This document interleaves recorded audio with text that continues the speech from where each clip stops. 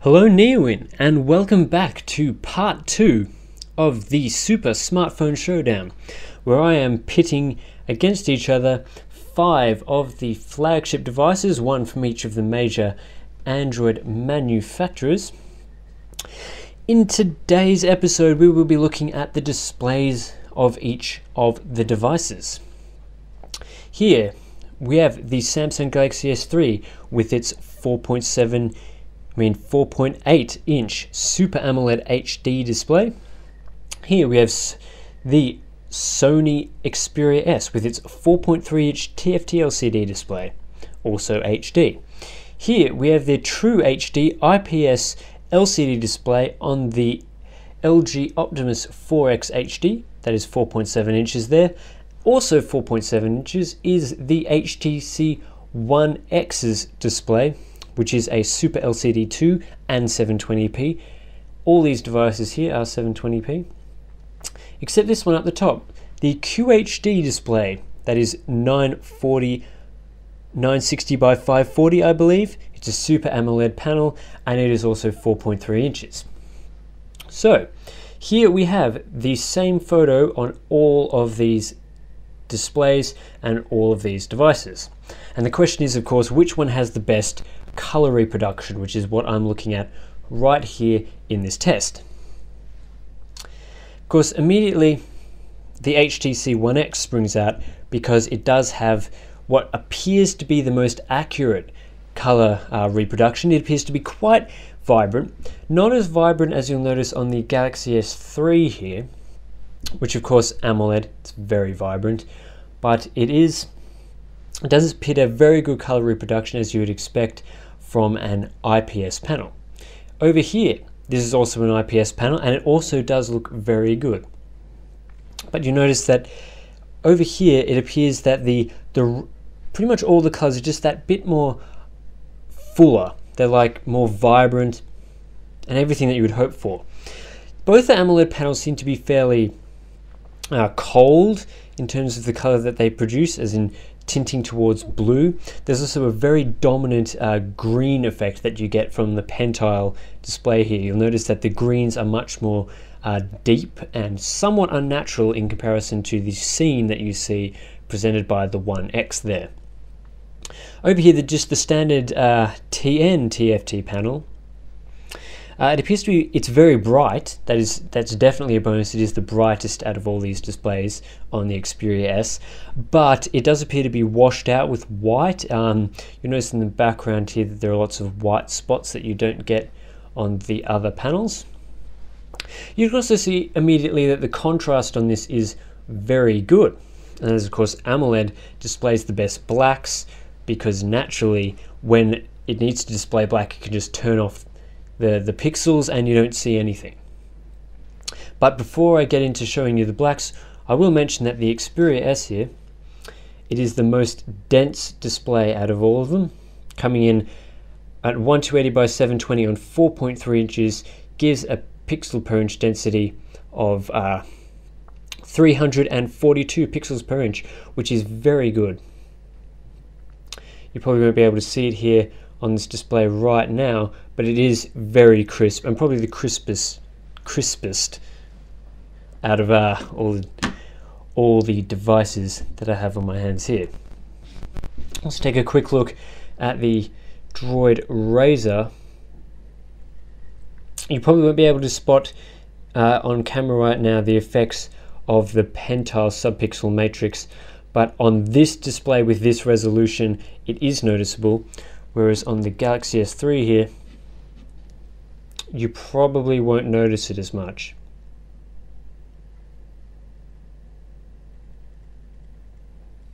You can see the sharpness that is present on this display. It does look very good, but I am saying that the color reproduction is going to be the best on the One X.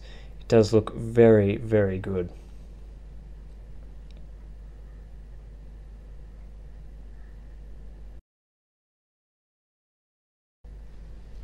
Anyway, now take a look at the black color levels of each of these displays. Again, all of these are running at full brightness.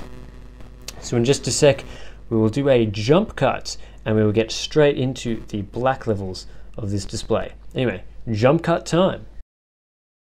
Alright, we're back and we have the black levels visible on all of these displays.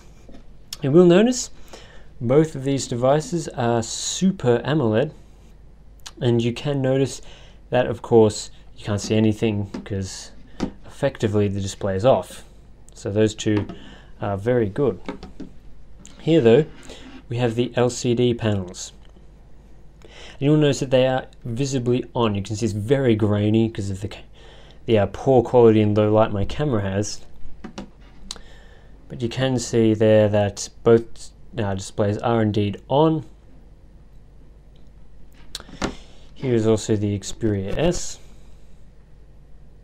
That is the black photo. Completely black. Again, you can see the display is on. Which one of these is the blackest? Well, the 1X turns out to be the blackest of the LCDs, but is it a comparison to the Samsung Galaxy S3? Well, not really. I mean, the Galaxy S3 is just so black. So yeah, the Samsung Galaxy S3 and also the Droid Razr are also fairly black. Both win there. We will do another jump cut and we'll be back and we'll show you the white levels of these displays. And we're back. We have of course here the white levels of each of these displays, and in case I moved them around while I was getting all the white set up, we have the Xperia S, Optimus 4X HD, 1X, Droid Razr and Galaxy S3. Now you can notice here that, at least on the camera, the LG Optimus 4XD does appear to be the whitest and also the brightest.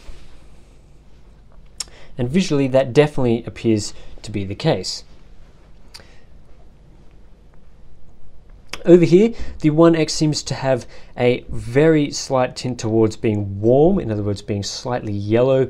It's very, very hard to notice, but once you compare it to the LG device, it does appear to be just slightly tinted that way.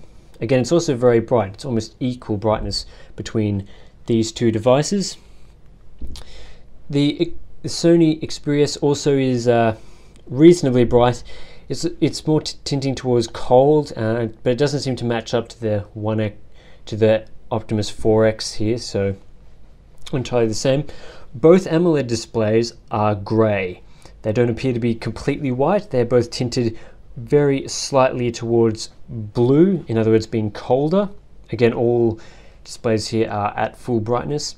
The Droid Razr appears to be the least bright, displaying white, and of course both AMOLED displays use more power displaying white than the LCD panels. So that is the downside. But we do see here that the LG Optimus 4X HD is the best at delivering solid white levels. The final thing that I want to check out before I conclude and say which display I think is the best is going to be the viewing angles. So we'll just get that set up with another jump cut. Alright, here we have the viewing angle test where we are checking out the viewing angles of all these devices. Here's the LG Optimus 4X HD. You notice that does have fairly good viewing angles. The Galaxy S3 has surprisingly poor viewing angles compared to the IPS display. Still, it's reasonably alright. Notice the Xperia S here is very, very bright, but you notice that it does wash out quite quickly as you get down to these sort of angles. The 1X has spectacular viewing angles. Clearly the best out of all the devices. You can see the Razr is over here. Seems very dark as it tints down, but this it just shows colors at pretty much every angle imaginable. So yes, we'll do another jump cut and we'll get back to giving the conclusion about which of these devices has the best display. And we're back after another jump cut to give the verdict which of these devices has the best display, and I'm awarding it again to the 1X. It took out the design award, and now it has taken out also the display award. There are numerous reasons why I decided to give this best display to the One X. That's because not only does it have superb viewing angles, it is also very good in terms of brightness. Not as bright as the Xperia S or as the LG Optimus 4X HD, specifically with white.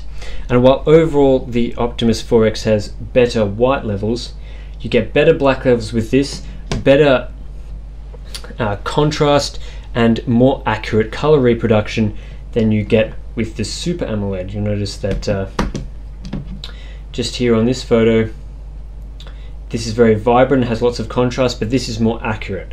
And accuracy is key when it comes to displays, and that is why I'm awarding this as the best smartphone display available, the Super LCD 2, Sony made, on the HTC One X. And finally, of course, no pen tile display here. And while you can't really notice the difference between these two, it does appear to be crisper due to the fact that it has the RGB stripe in this. So well done, HTC. You win another award in the Smartphone Showdown, and we will be back tomorrow to check out the software on all of these devices. So please stay tuned, subscribe to us on YouTube, you get these videos straight away, and check back tomorrow for another episode of the Super Smartphone Showdown.